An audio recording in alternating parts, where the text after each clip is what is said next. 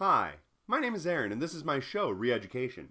And today I want to talk briefly about how a lot of people have this misconception that anarchy only works in small groups. Now, remember, I am talking about anarcho-communism, which is defined as anarcho, the abolishment of unnecessary hierarchies, and communism, which is the workers' control and ownership of the means of production. So, anarcho-communism, is it only able to exist in small groups? Well, to understand if it could or could not exist in a larger scale, we would have to look at what we would have to do to have a functioning anarcho-communist society. And luckily, I was able to narrow it down to about 4 points. The first thing that you would definitely need is an increase in education. Right now under capitalism, there is no incentive to give a proper education. The only incentive is to make more money. That's why you constantly see public education being defunded in favor of private schooling. Inevitably, this leads to a small dilemma where all of the poor people aren't getting a proper education, whereas all of the rich people are getting the best education and therefore the best jobs, the most money, and the rich continue to get richer.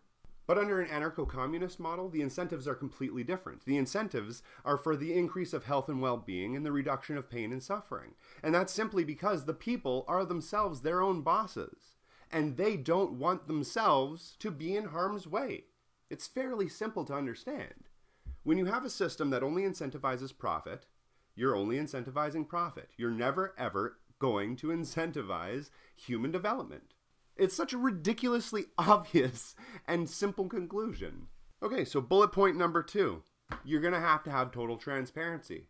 What do we have right now under capitalism? Well, we have a government that has exactly zero accountability to voters. You'll notice that lobbyists have more sway with politicians because they're able to give them money than you as a voter ever would. Most of the legislation that's passed follows exactly what the lobbyists and what the big corporations would want and has very little, if any, correlation with the actual voters themselves.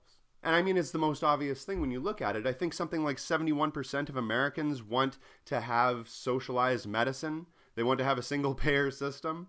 Most Americans don't like the idea of consolidation and monopolies destroying their small towns and communities.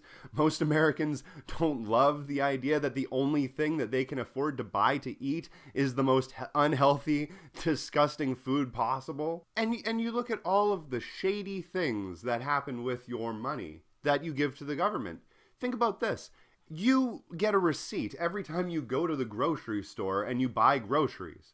Why don't you have a receipt at the end of the month for where your taxes went? That seems like the most logical thing in the world, doesn't it? It seems like if the government wasn't up to doing anything shady, they would have nothing to hide and they would give you a list of all of the transactions that they made with your money.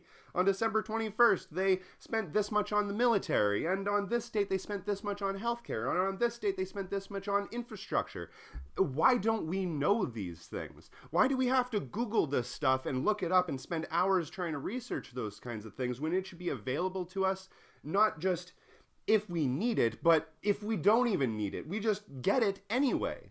It doesn't make any sense. That doesn't make any logical sense at all. So when I'm talking about total transparency, am I saying that under an anarcho-communist society, every single person would know what the inner workings of the military strategy would be in Afghanistan or something like that?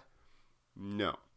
What I'm saying is that stuff like taxes, spending, infrastructure, things that are local, that make sense for the majority of people to know, they have a good understanding of what is going on. Here's the thing.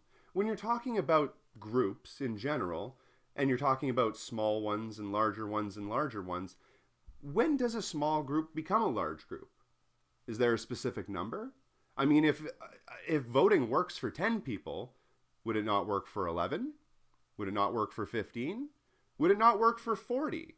When do we draw the line and say that it's just too complicated? There's just too many people. It's just not feasible. It seems to me that there is no line, that we're making an arbitrary line in the sand that doesn't need to be there. If we can make decisions as a group in small groups, and clearly we can make them in slightly larger groups, I don't see any reason why we can't make decisions on a national scale. It just doesn't seem to follow why we couldn't. Now you might say this is pie in the sky and how we have it right now is clearly the right way to do it, right?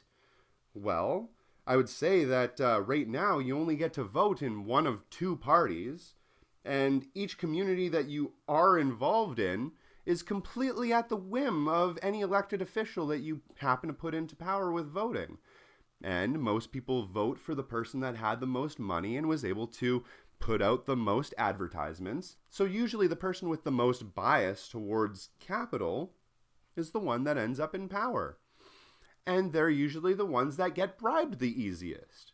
So do you think it makes more sense to have all of the decisions being made by one single person who's easily corrupted and probably very fallible? Or does it make more sense to have all of the decisions in that specific community being made by the people who know that community best? The ones who are there. The ones who actually benefit from the community doing better. Seems to me like that would make more sense than having some corrupt politician. Some fucking king. Why do you think you need a king? You don't. And here's the final bullet point, is that each community would handle relevant topics, like I touched on a minute ago. So like I said, the military community would handle military stuff, and the plumbing community would handle plumbing stuff, and the electrical community would handle electrical stuff. All of those industries already have the people there that know the industry best. There's no reason to have somebody at the top arbitrarily making a bunch of money off of their decisions. The people are already doing all of the work. They're already making all of those hard decisions. We're just arbitrarily putting a guy at the top to collect a bunch of money. Doesn't make any sense. It doesn't make any sense at all. So can anarchy work in large groups? I don't know. It's never been tried. But I certainly know that capitalism can't. Anyway, that's my show. This has been Re-Education. My name is Aaron. Thanks for watching.